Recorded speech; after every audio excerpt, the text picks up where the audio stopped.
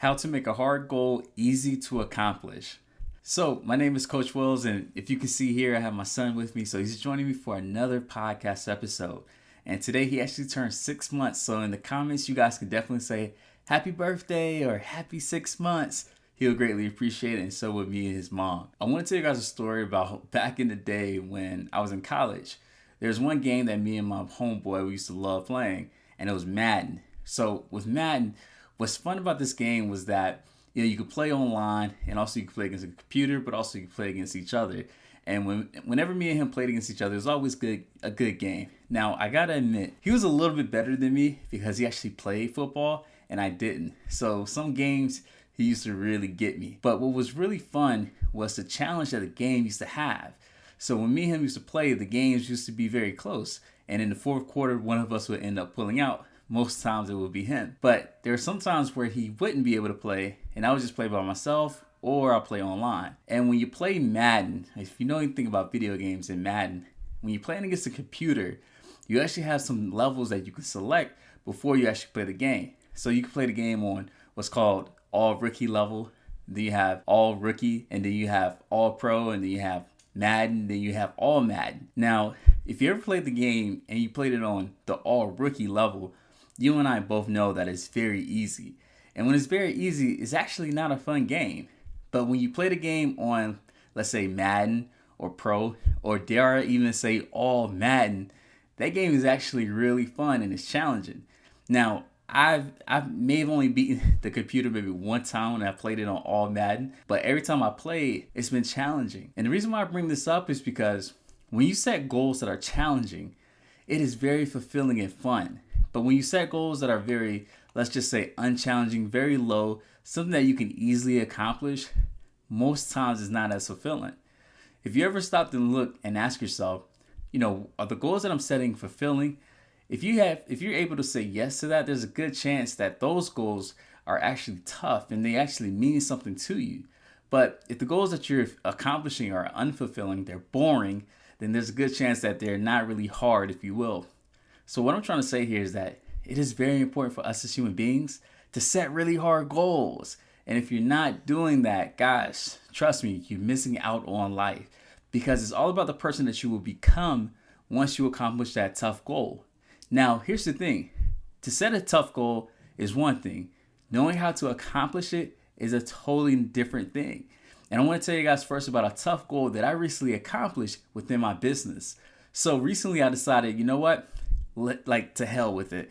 I'm gonna double my prices. So one day I'm sitting around the house and I'm like, hey, let's see if someone would be willing to pay twice as much as my average customer does today. So I made some changes to my website and I sat around waiting for a call, and someone reached out to me and said, hey, I'm looking for therapy. Are you able to help me? And I talked to them and I'm getting to know what it is that they're going through and everything. And then I tell them the price, and guess what? They say no.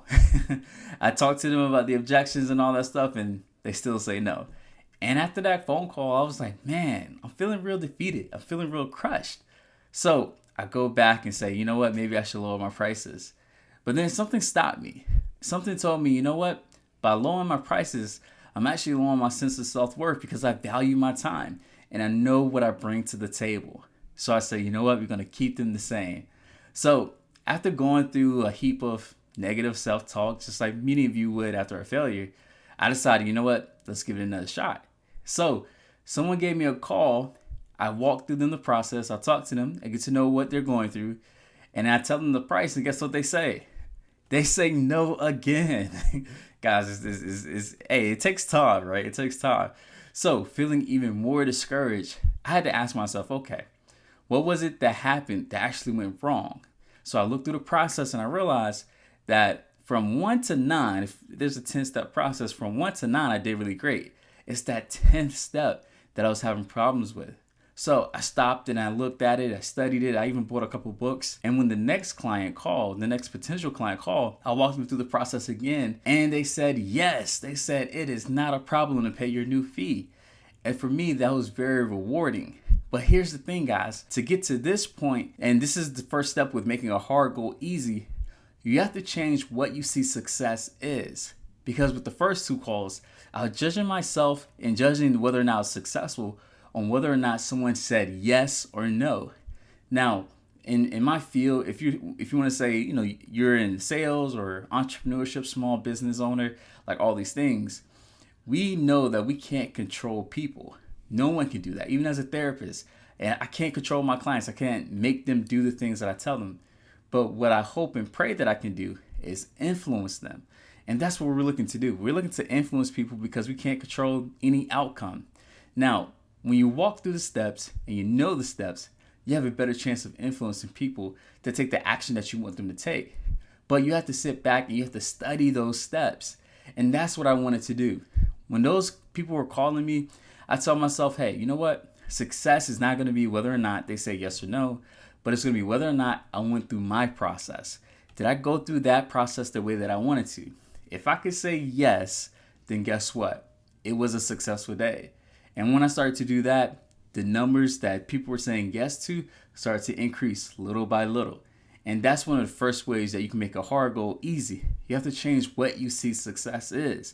This will allow you to practice and take more swings at the bat than someone who sees success as based on an outcome, right? Did I make it or did I not make it? Did a person say yes? Did they say no? Did I get the sale or did I not get the sale? Do this and trust me when I say you will make that hard goal easier because your perception about it will change. All right, the second way to make a hard goal easier is by having a system. Now, I love my system because it's tailored to me, and also I've seen the progress that I've made by having this system. So a lot of times people will come up with a goal, but they have no plan or system to accomplishing that goal. I'll give you an example. A lot of people will come to me and say, hey, I want to start a business, or hey, I want to take my business to 6 figures or to 7 figures. And I'm like, okay, great. What goals do we have to do that? And they're like, and they don't have any goals. Or what's even worse is that they have the goals, but they don't have a time set up to accomplish these goals. They have time for everything else, right? Time to go to work, time for family, time to play video games, time to hang out with friends, and maybe even time to work out. But when it comes to something like taking their business to 6 figures, when it comes to those personal goals, they do not have a system. Now, I'm going to tell you guys a little bit about my system. You can take it if you want, or if anything, just take the strategy, take the idea behind it. So for me, I absolutely love having large blocks of time. So first thing in the morning when I wake up at 5 a.m., I have the next 5 hours to accomplish anything that I want. And during these 5 hours, I'm going to the gym, I'm reading books, I'm creating emails, answering emails, but also I'm working on my business. I'm reading books, I'm putting together funnels, I'm doing courses, I'm doing webinars, and I'm also doing podcasts like this. Like these are all the things that I can fit within that 5-hour time frame without being interrupted, okay? And that's why if you're a client of mine, you know I don't see clients until 10 a.m. Because when you create a large block of time, it gives you time to get into the flow, okay? Now, if you're trying to do something really creative, and if you don't have enough time to get into into the state of flow, you're gonna find yourself not being able to put out your best work. So try to find large, uninterrupted time.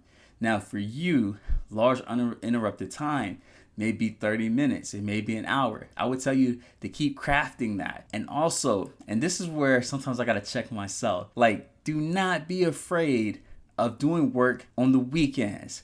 Like I'm telling you, it is nothing to get up at 5 a.m., 6 a.m. on a Saturday or Sunday and chase your dreams. And that's if you work a 9 to 5 Monday through Friday. But you have to ask yourself, am I willing to put in that type of work? Every client that I work with, I find myself fighting back, telling them that. And maybe that's a little bit, shame on me because I know the level of degree that I want it. And when I say it, I mean this business success, this lifestyle success. So me getting up at 5 a.m. on a Sunday or Saturday is nothing. It's almost like a no-brainer. But for some people, that price is too high to pay. And I don't want that to be you. So if you need help, I would say start off by getting up early on the weekends and start attacking your list of actions for that day. All right, this third step that will help you make a hard goal easier to accomplish is actually something that I've always learned, but have manifested itself when I went to the gym. So about 2 years ago, back in 2021, that summer, I decided, you know what? let me go to the gym in the morning now that I don't have to get up and go to work because I quit my job during that time. So what I decided, is to get up at 5 a.m., go to the gym, and start lifting. Specifically, I wanted to start lifting or bench pressing weights, if you will. So when I first got there, I started off with 115 pounds, okay? So that's about 45-pound plates on both sides of the bar. So I'm in there, I'm lifting, and I'm like, yo, this is heavy. And just like you, the next day, I was like, yo, like I'm hurting, man. Like my body's aching. And I said, you know what? Let's go again. And I told myself, let's keep going to the gym consistently and let's see what happens. And this is what I love about curiosity. If I could tell you guys anything, allow curiosity to be that thing that pushes you. I want you to be curious what would happen if you stuck to your goals consistently for a year. I want you to be curious what would happen if you asked your boss for a raise, or if you found a new job, or if you doubled your prices like I said. Just be curious. So going back to the story, I was curious about, well, how much could I lift, or what would my body look like if I stayed in the gym for a year? So I'm in the gym and I'm lifting. And if you're a good friend of mine, you've seen me lately and you said, wow, you've gotten pretty buff. Like, have you been going to the gym? And I always say, yeah, I'm in the gym. I'm getting it in. Like so many of my friends have said that to me. And the second year I started going to the gym or kept staying consistent to the gym, I personally started to see the changes. So I'm in there and I'm benching. And I decided, you know what? Let's max out today. So it was about a 2-year anniversary since I started going to the gym. And again, like I said, I was benching 115 when I started. So I asked a friend, or not even a friend, I asked a random person at the gym, come help me bench press essentially. And it came over and I was able to bench this weight 3 times. And I was like, yo, like I'm getting real strong out here. And when you ask or when you think or when I think about how much weight it was surprising actually. So the weight that I lifted was actually 255, okay? Think about that. I went from 115 to 255, okay? That's how much I started to lift once I went to the gym. So in other words, I practically doubled, more than doubled, how much I was bench pressing. Now, the process up until that point was me just putting on an extra 5-pound plates on the bar. So I went from benching 115 to maybe 120, 125, and I just kept building it like that over time. And then eventually, I got to the point where, as I said, I was benching 255. Now, one thing that I tell my clients and even my email list is that my goal by January 1st, 2024 is to bench press 300 pounds. And guys, I got to tell you, I'm getting very close to that. Now, what does all this have to do with goals and setting hard goals and things like that? Well, for me, I literally set a hard goal, a heavy goal. And I see that I'm able to accomplish it over the course of time because I'm breaking it down. There's nothing that you can accomplish if you're willing to break that goal down and stay consistent over the course of time. That's what I'm telling you. Be curious what you can accomplish in a year if you stuck with one goal, okay? That's one of the biggest things that I can tell you. Be curious and also break down large goals into smaller goals. All right, and number 4, the last way to make a hard goal easier is to first identify the obstacles that is making this goal hard, but then ask yourself, what are the people, the knowledge, or even the skills that I need in order to accomplish this goal? Now, one hard goal for me was to be able to not only write 5 emails for the week for my email list, but also to be consistent with my podcast. And to help me to make this hard goal easier, I had to use AI. So one of the greatest things that I've been using lately is called Opus. Opus is a great AI system. I encourage you to actually check it out, where you take a YouTube video that you posted, upload the link, and it'll send you 10 to 12 different clips that you can use for Instagram, TikTok, Twitter, whatever the case it may be, even YouTube shorts. This has saved me so much time because I would go and I would try to do these individually. But now what I can do is just do one long form content like this, and I can chop it up, and now I have 10 different posts that I can use, right? And that's just one. Another great way that I make a hard goal easier is by using AI. So I use ChatGPT and other systems to help me to craft some of my emails, to craft some of the descriptions that you see in my YouTube topics, a whole lot of things, right? These are easier ways to make hard things easier. Another thing that, and guys, please do this. Another thing that you can do is you can hire somebody. So I've hired a Facebook ads coach because this is going to make my life a whole lot easier 5 months, 10 months, a year down the line. Because if I didn't, guess what I would still be doing at this moment? I'll still be procrastinating. I'll still be trying to learn the system. But this guy, he already has a proven framework. So why wouldn't I just hire him to help me with this part of my business, right? You can't be lazy, guys. You can't be cheap either. And that's something that I talked about in a previous episode that I want you guys to look at. It's the hidden cost of being lazy. Check that one out.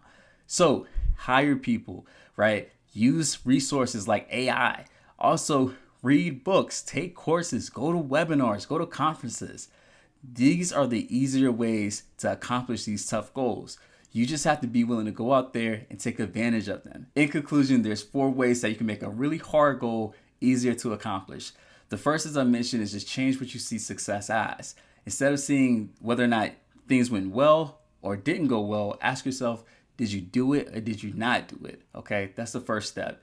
The second step, guys, is I want you to start making a system. Find a system that you can use to actually implement these goals. In other words, find a plan to accomplish these goals. All right. The next one is to actually break your big goals down to smaller goals. All right. Like I said, I went to the gym and I was able to increase or double essentially how much I was bench pressing just from adding 5 extra pound plates maybe every other week that I went to the gym. Okay. So break goals down. And then the last one, identify the obstacles that are getting in your way and then find the people, the resources, the books, the knowledge, the skills, whatever it is to help you to accomplish these goals. If you do those 4 things, trust me when I say these really big goals that you have, they'll seem easier to accomplish and it will completely change your identity and how you see yourself. My name is Coach Wells. This is my son, Champ. Again, today he turned 6 months. So in the comments below, just say happy birthday or happy 6 months, Champ. Me and his mom would definitely appreciate it. All right, guys. I'll see you later.